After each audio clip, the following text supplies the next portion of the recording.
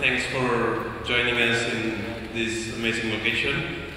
We are here to represent Spotify. We're gonna talk together with Nick Barkas about the future challenges that Spotify has and how it is preparing to scale up in order to be able to provide our service for millions of users. I'm David Poblador. I joined Spotify 6 months ago, and I'm working in the operations department. The operations department is taking care to keep the infrastructure, the servers, networking, and so on, working 24 hours. And well, we are mostly providing services to our developers and our end customers. And Nick. Yep, I'm Nick Barkas. I've been at Spotify for almost 2 years now. I'm a backend software developer, so we work pretty closely with operations, but we do more with the code. They do more with the servers. So let's get started. So, how many of you are Spotify users? Wow, good. That's a lot. We still need to hand out some free accounts then. Well, Spotify, it's a Swedish word as we use in English Google as a synonym for search. Spotify, it's a Spotify user, and it's pretty common to be used in Sweden. Spotify, it's a Swedish company. It started 5 years ago, more or less. And yeah, pretty much everyone in Sweden uses Spotify on a regular basis. So yeah, we're gonna talk today about, several points. First of all, we're gonna give an overview on how Spotify is growing nowadays, and then we'll go through several stuff we take care of when it comes to installing servers, deploying networking stuff, and yeah, mostly infrastructure. And then Nick will give an overview on Spotify backend architecture, which you will see it's kind of huge, but it's very interesting. And yeah, he will also give an overview on the communication protocols that are happening behind the scenes, so between our services and so on. Afterwards, we're gonna also talk about storage and monitoring. So, let's get started. Right, so here's some numbers about how big we are. It's pretty big. We have over 10 million registered users today. Over 2 million of those are paying subscribers. We've now launched in 12 different countries around the world. We have over 15 million tracks in our catalog, and I have to say the little small print there, that's the number of tracks licensed globally. The amount available in each country is different. Our users have created over 400 million playlists. We have 3 different data centers now across the world, one in Stockholm, London, and Ashburn outside of Washington, D.C. in the US. And in those data centers, over 1,300 servers. So lots of big numbers. And we're getting bigger. I say 12 countries, but we started out this year with just 7. In the US, in July, we added the US, which is the world's largest music market. So that was a really big deal for us. And Denmark in October. And just this week, we added 3 more: Austria, Belgium, and Switzerland. More countries means that we obviously have more users that we can potentially sign up. But we've been doing other stuff to get more users. And one of the big things is you can now sign up for Spotify from Facebook. And since September, we announced that. And we've added over 4 million users from that just in the last couple of months. And the number of paying subscribers is exciting because we hit 1 million this year, and only about 6 months later, we got to 2 million. So that's really great for us. And we're also adding a lot more music. We add over 20,000 tracks every day, so we have to deal with growing storage as well.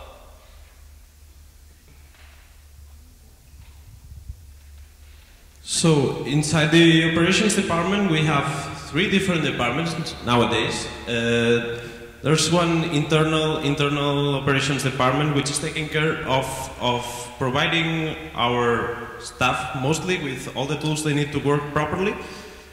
There's also the production operations department, the department I belong to. We are taking care of the production environment of all those 1,300 servers, and there's a new team inside operations which is called operations tools.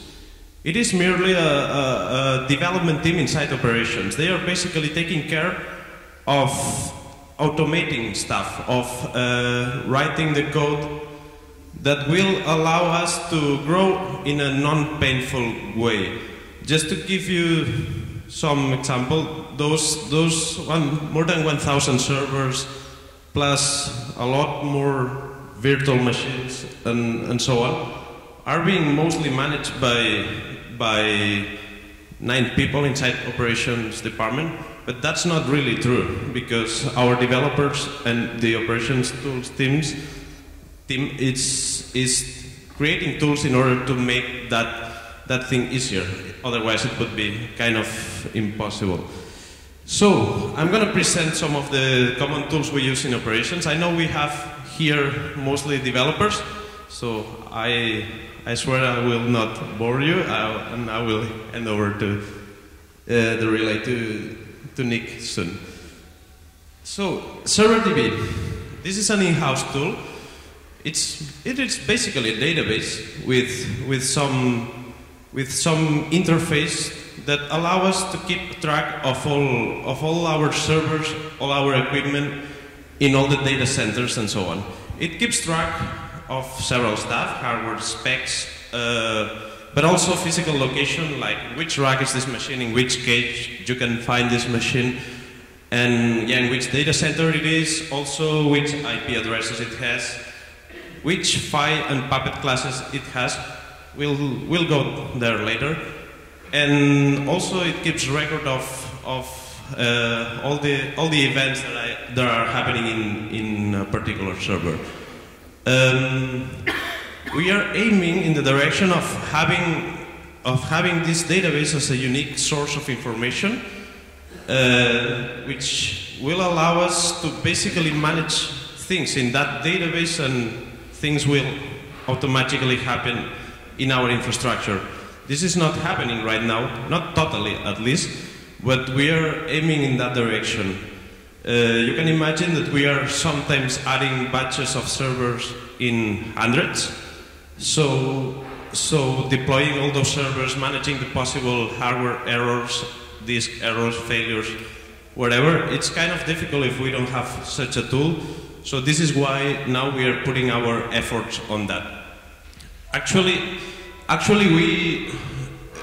we use several command line tools to manage ServerDB. We only inside operations, but inside operations tools, they are building a set of a REST API in order to provide developers, but also their servers an easy way to inform the ServerDB on what's the status of a given server, or to fetch information about that server, or yeah, things like that. What else? Yeah, that's pretty much it regarding ServerDB. Phi and Puppet. I don't know if you have experience using Phi. Phi is basically an automated way to deploy Debian clusters or servers.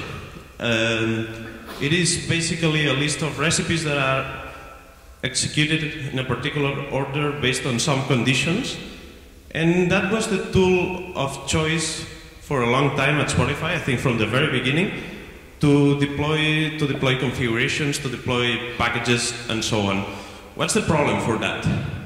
Usually this tool is ready, it's prepared to provide you with an initial state. And whenever you apply some kind of configuration, or you want to apply some small difference in a particular server, or for example, if you get if your provider doesn't supply you anymore with some particular disk size and so on, Phi is kind of not flexible, so it was kind of common that we found ourselves in the need of reinstalling from scratch a server, or most commonly to perform a soft update of that server, which means basically rerunning Phi in that server while this server is running.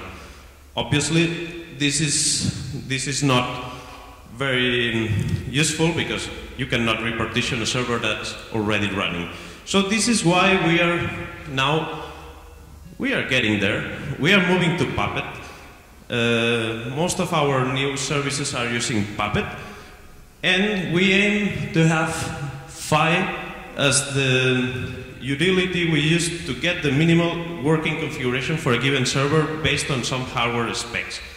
We are basically working with 7 different kinds of servers now, although we consider that 5 different kinds would be enough, so all our systems could fit in 5 different kinds of servers, and Phi basically is going to provide us with the basic partitioning for all those servers, plus the base Debian installation, and yeah, it will bootstrap Puppet for the first time.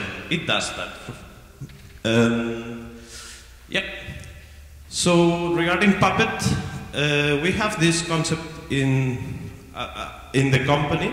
Nick can speak about that, of the system owners. We have several systems. Nick will go through some of them, like the playlist system or the search system. Usually we have system owners for those systems who are taking care of maintaining those systems and so on. They are usually also in charge of writing Puppet recipes.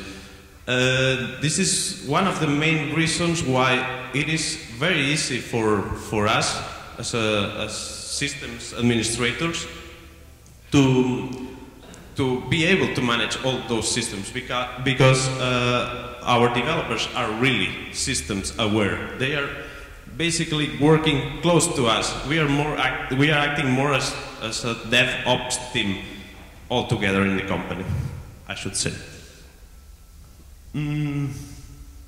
Yeah, we hate Puppet sometimes, but we are getting better.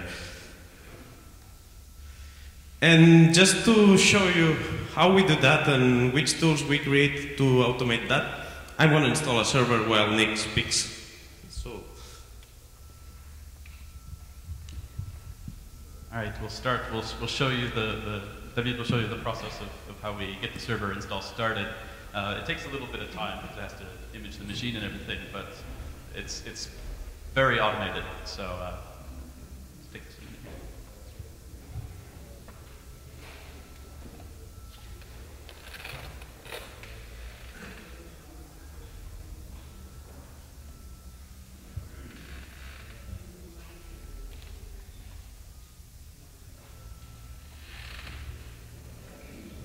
So, first of all, I'll show you how I would deal in a normal situation with server DB to mark this server as in use in order to avoid anyone else of our team to use that server while we are in the conference, which would be really bad.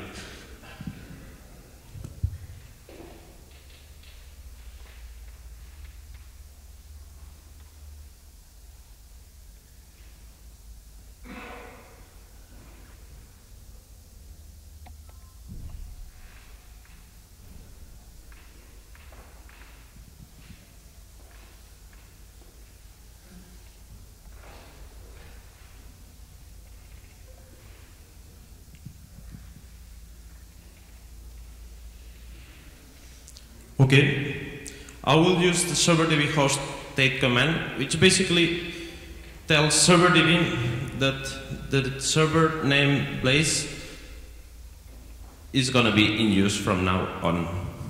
Next step is going to be marking that server as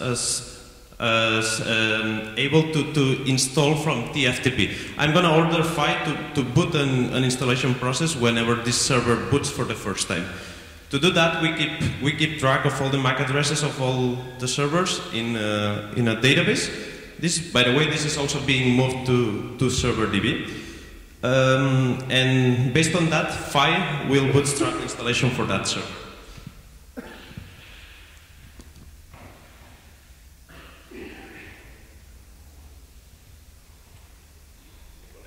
the connection is really crappy, by the way.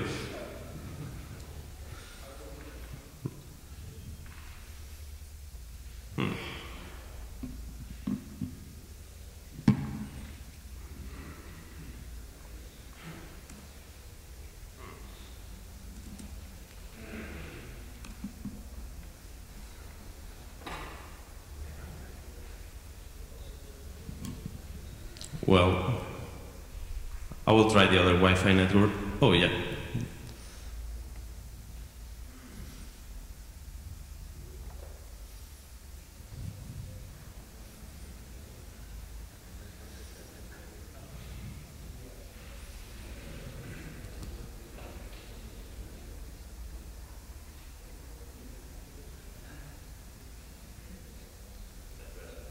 Much better.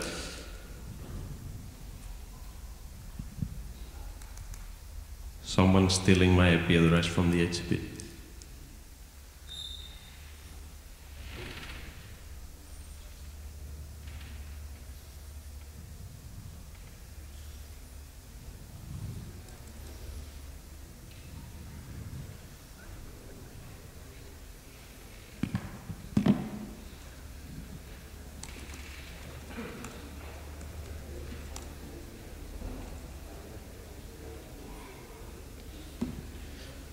Yeah, I will set Blaze, this server that we have in the database for the DHCP in file server, to boot a squeeze distribution. In this command, I'm only using one server, Blaze, but I would be able to give a comma-separated list. This was pretty useful when we order 300 servers in a row. Obviously, we can. It's difficult if you don't have this kind of tools to automate that when you get those many servers.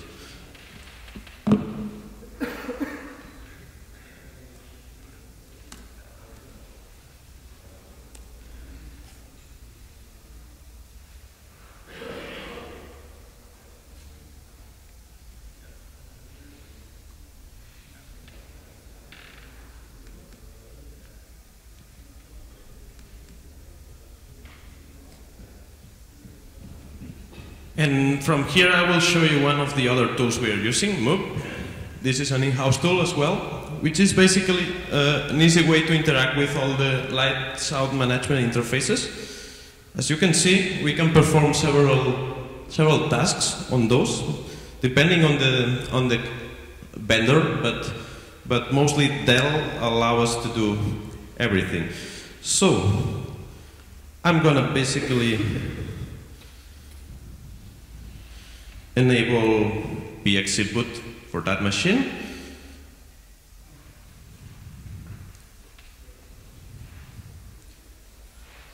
And, well, here I am only specifying one action, but I could use several. I'm going to power it off just in case it's turned on, and I'm going to power it on. I could also do that with a list of several machines. And yeah, that's pretty much it. The server is installing and we will have a command prompt anytime soon. So in order to show you that, and if the internet connection allows us to do that, it's not necessary, but I will spawn a Java console for that machine.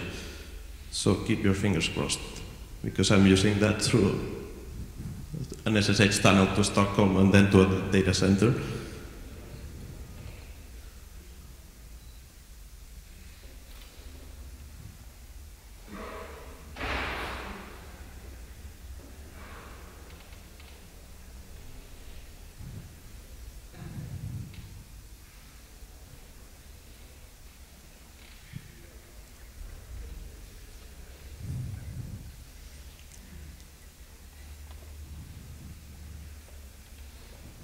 Oh, there we go.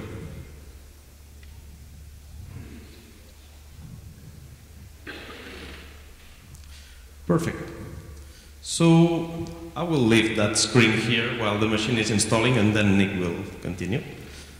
I will turn this screen around and you will see the machine booting and so on. All right, so while that's installing, let's talk a little bit about what the Spotify system as a whole looks like. And this is a simplified drawing of it. There's a few things I had to leave out that I wanted to add, but it just got too many lines and boxes. I'll start from the middle on here, actually, with the backend services. The different features that you see in the Spotify client, the server side of those are provided by the specialized single-purpose services that we try to keep simple and dedicated to a given task. And that makes it easy for having lots of different developers working on separate things, and also it makes it easier for scalability reasons. We can, it's more easy to scale a service that's simple and doesn't have a lot of different data dependencies and such. Spotify clients connect all through this access point, or AP, which is a big reverse proxy, basically, that deals with taking the client communications and translating them into the correct sort of protocol to communicate with the relevant backend service. We have some input into our backend. Primarily, that's the content ingestion, indexing, and transcoding process, which is complicated in a whole bunch of different machines. But basically, that's the record labels give us music and metadata about all of that music, and we transcode the audio files to the format we want to stream and encrypt them. And we take the metadata and put it in a format that our client will then understand, and also indexing it to be used for searching. This process also generates the encryption keys used for all the different songs, because we have to send those keys to the client as well, so they can decrypt what we send them. Other ways to get into the backend, besides the access point, are through our web API, which right now we just have a metadata API, so you can do lookup of metadata and searches. In the future, we really want to add a playlist API, though. Lots of people want to be able to access our playlists via the web. And also our website, there's a lot of systems involved in that little block as well. It has to communicate with the user service for account creation. It talks to Browse for getting some metadata as well, also deals with payments. It talks to a CDN we have, which right now we just use for distributing client binaries, so we don't have to carry that load on our servers. And also the Spotify website, as well as some of our backend services, talk to Facebook. That's part of the account creation process as well. Coming out of the access point, and also from a number of the backend services, but the logs from the access point are generally the most important, we feed into this big analytics pipeline, doing a lot of Hadoop jobs to extract information from logs. And we use that for a lot of different things, but one of them is feeding back into the indexing process for popularity of songs and artists and albums, because we rank our search results based on popularity.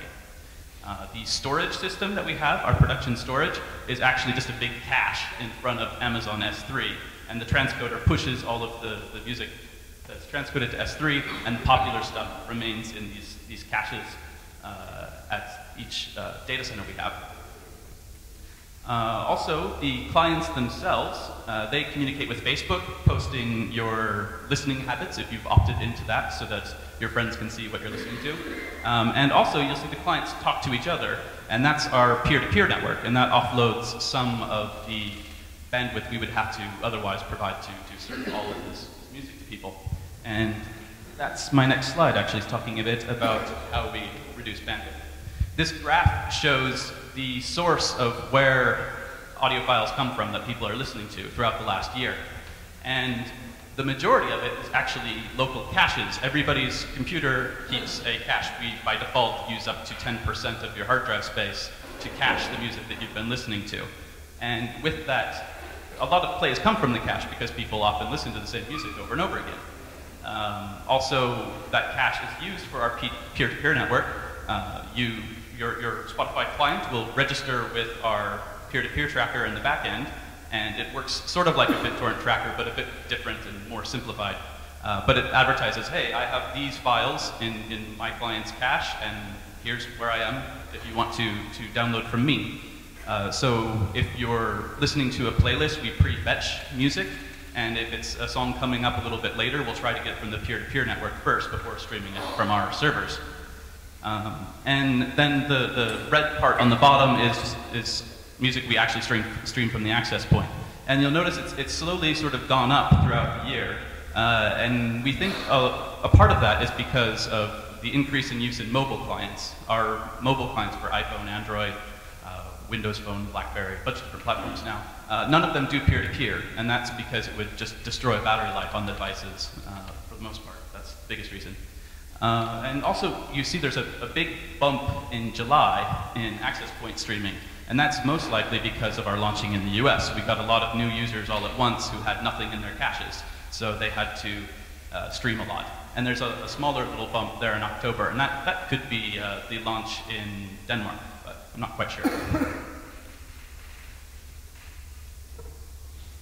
All right, so for finding services and specific resources on those services, we use DNS to register everything. So if you want to find, if you're the access point or another service that talks to another backend service, and you want to find, okay, where do I look, what hostname and port do I connect to? You look up an SRV record for the service name that you want.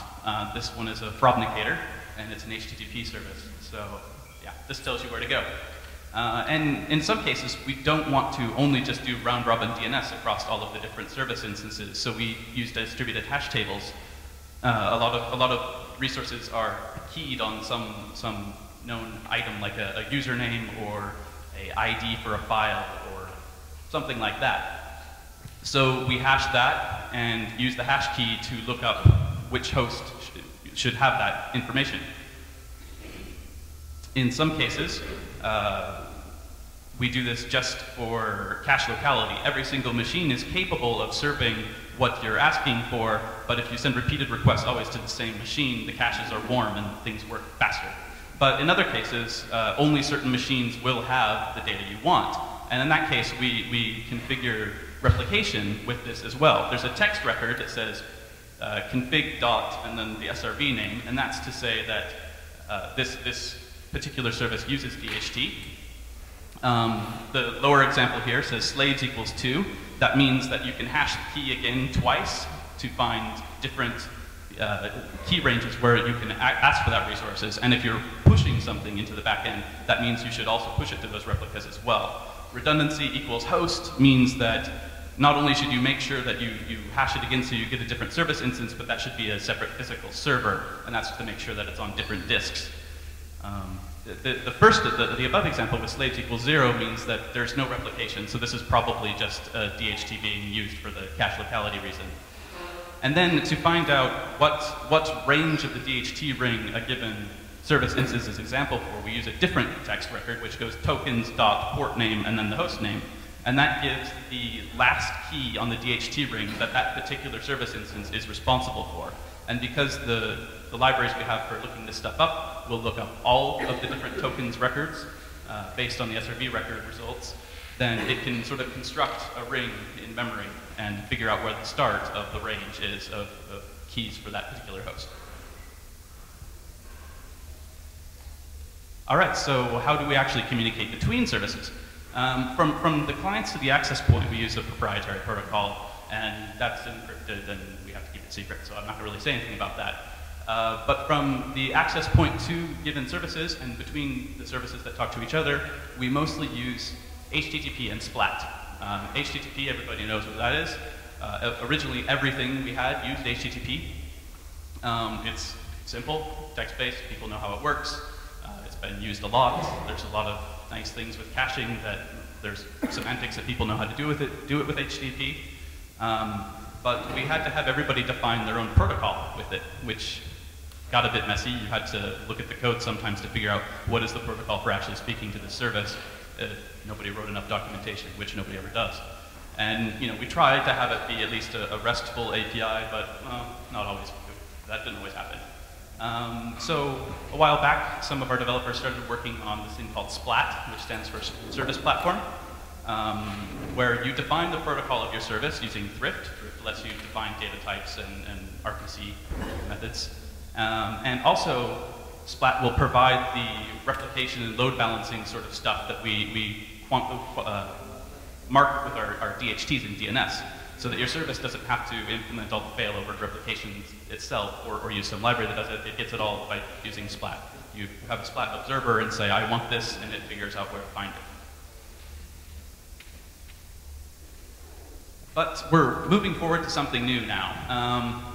Splat's pretty good, but because it is a custom sort of solution, the people who didn't write it don't quite understand it, and it's a bit complicated, and we wanted something a bit simpler that didn't try to solve all of our problems.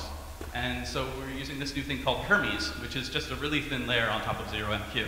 And if you've not done anything with 0MQ, I highly recommend it. It's super cool. The messages that we send back and forth in Hermes are just protobuf serialized bits of information. So a service, as part of its API, will define these protobuf messages so you know what sort of data you should send to a service and what you expect to get back. And protobuf is extensible. You can add to the messages as time goes on, so that's nice as well. Also, we have Hermes messages can be embedded in our client to AP protocol. The client itself is aware of this Hermes protocol, so it doesn't need to use its own protocol that is then translated by the access point into something to communicate in the backend. It's still like buried in the AP protocol, but it's basically we don't have to write code in the AP when we add new services and new capabilities to services. The AP just kind of becomes a 0MQ router. And in addition to do simple client-server request-reply sort of stuff, 0MQ gives us pub sub. So you can publish stuff and subscribe to stuff, and that's really useful for a lot of things that we want to do, especially playlists, for instance. If you have a playlist, every device you have running Spotify is then subscribed to that playlist. So if you update, add a new song or something to it on one machine, then it instantly shows up on all the other ones using Hermes. And also, other people can subscribe to your Spotify playlists. So, you know, if you have hundreds of subscribers, you definitely want this pub sub stuff. So as soon as you add something, all of those people will get your new song that you just added. All right, so storage is another big problem for everybody when they want to deal with growing something big and having lots and lots of users hitting it. And the thing is, we don't have a solution for storage. There is no one right answer. There's no silver bullet. There's nothing that can cover all of our different needs. So we use a lot of different stuff, and these are just 4 of the main ones. For really important critical data that we need to update sometime and always has to be consistent, we use Postgres. And an example of that is the user-related information that's needed for authentication. That always has to be available. It has to be correct. There's a lot of really big data we have that's always being added to, and for that we use Cassandra. We've just started using that pretty recently, and that's our playlist system is on Cassandra now. Other user info that doesn't need to be consistent necessarily, like you know, what's the user's age and postal code so that we can better target ads. That sort of stuff is in Cassandra. And social, we keep track of, you can add followers that you want to follow on Spotify in addition to your Facebook friends. If you connect to Facebook, you get all your Facebook friends who use Spotify, but you can also add more followers and do some other stuff. So we keep that social graph in Cassandra as well. And actually, our social system, when we switch that to Cassandra, we have a single Cassandra cluster for all 3 of our data centers, which means we're doing Cassandra replication across the ocean. And as far as we know, nobody else is doing that. So that's pretty exciting, but it seems to work.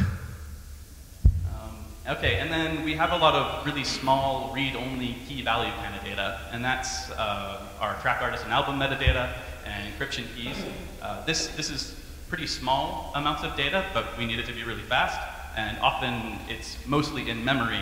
We do this trick on our browse servers where we just cat the Tokyo cabinet files before starting them up and pipe the output to dev null. So everything goes into the operating system page cache, and basically we're just reading from memory the whole time. It's great that we can do that because that's read-only data.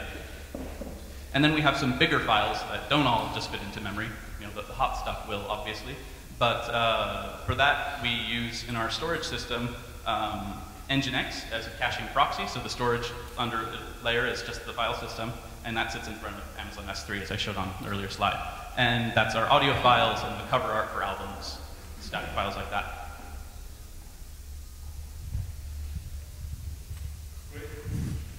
Well, it seems that our server is almost installed.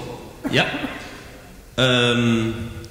So while it finishes the installation, I will talk about monitoring. Obviously, monitoring is very important for us. As you can imagine, we have a big bunch of alerts and graphing and so on. So, what do we use for monitoring? Well, we are still using Munin plugins to collect data from our servers, but we are in the process of transitioning to a new system that now it's also relying on Munin while we transition this system to the new way of handling monitoring, graphing.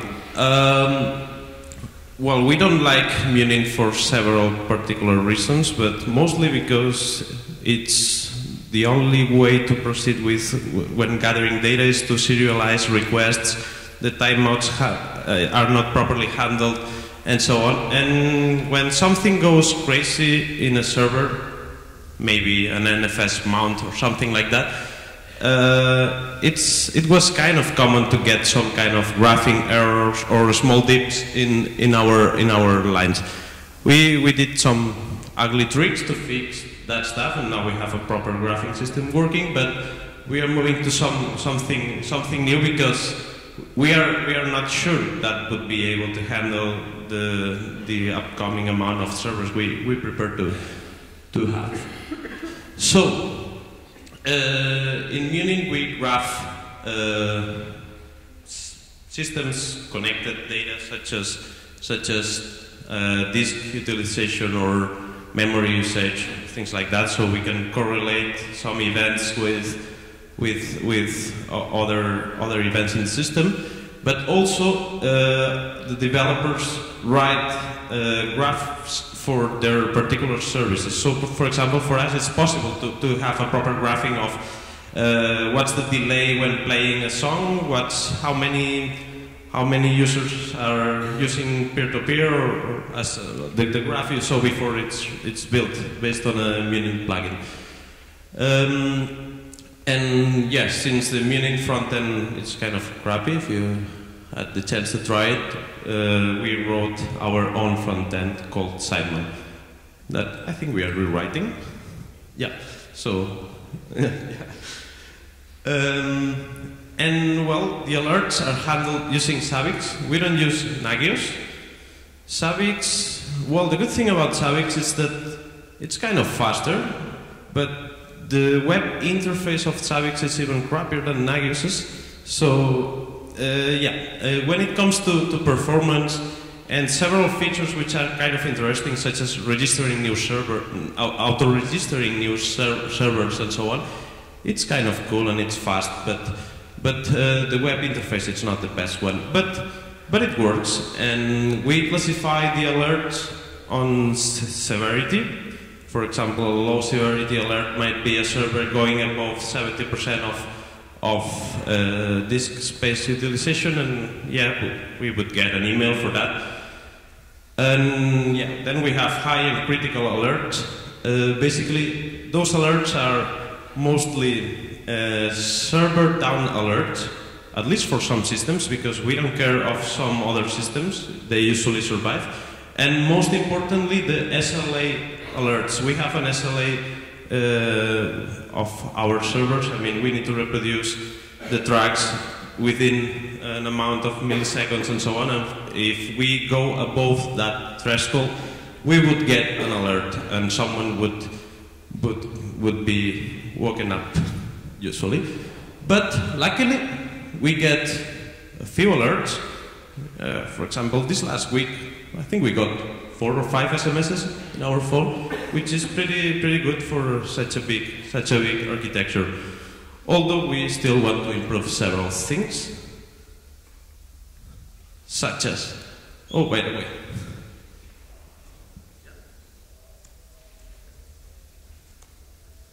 well, this is the login prompt of the server. I don't know if you want to, I will plug it afterwards.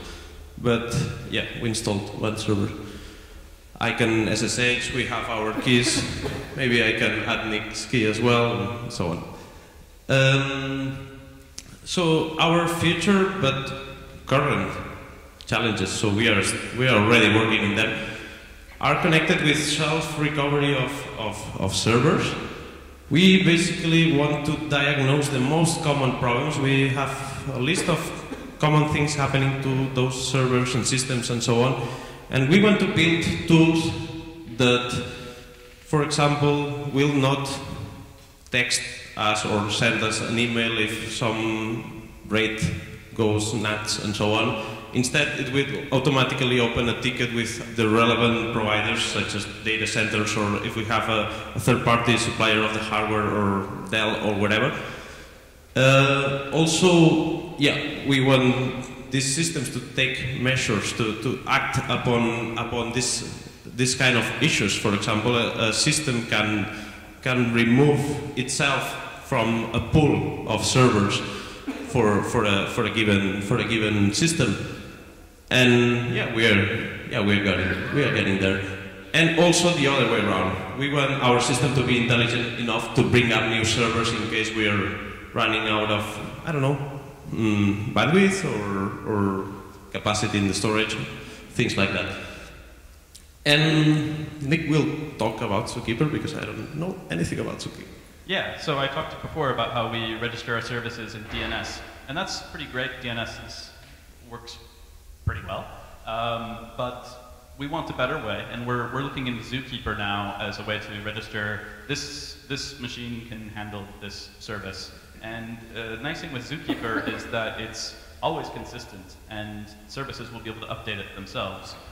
You know, when it shuts down, the machine can then tell Zookeeper, all right, I'm going offline now. And when a new one comes up, it can say, oh, I can take traffic now. Probably when we have some sort of problems on the servers, too many exceptions within a minute or something, it can take itself out of the pool and notify us that something's wrong, rather than having whatever is sending traffic to that server have to then say, oh, this isn't working, I'm going to have to retry, and then try somebody else, all that.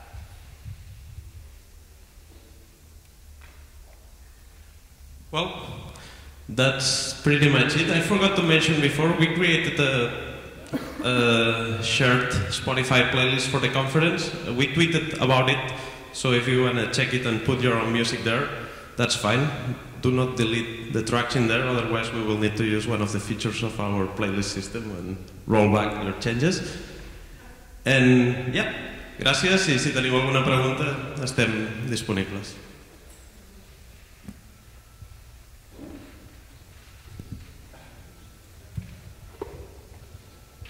Hi, so it's heartwarming to see a developer and a sysadmin working together to give a presentation. But the one thing I really like to know is how do you actually deploy the code, and how is that process working out for you, both of you? Okay, I can talk about that. Yep. We use Debian on our servers, and all of our services are packaged as Debian packages. Our build system spits out one or more Debian packages for each code repository we have. And when we want to deploy it, we just do an aptitude update on the machine.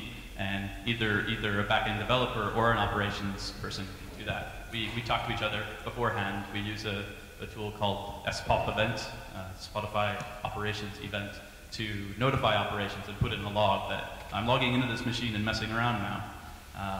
But yeah, it works pretty well.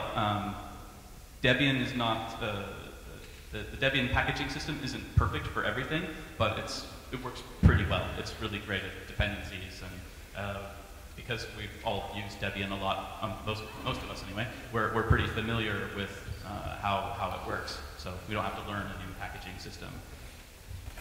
Also regarding Puppet, maybe I should mention that all the developers have their own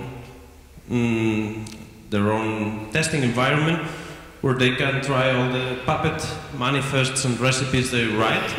Basically, that's a branch of our main Puppet repository, and whenever they are kind of sure that that's going to work in production, they submit a merge request into the production branch of our Git repo, and we have a look at it in operations, and yeah, we push the button, and this is deployed across all the infrastructure. Yeah, that's Garrett. We use a code review tool for operations. That's kind of neat.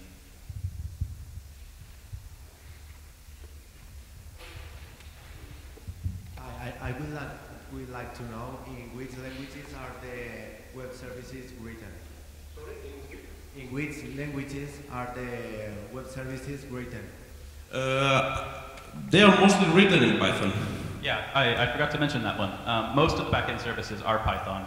A couple are Java, like the playlist system and search are Java. Search is Java mostly because it's easy to use Lucene that way, which is a Java library for search. A few things are C and C++, like the access point is C++. But for the most part, it's Python all over the place.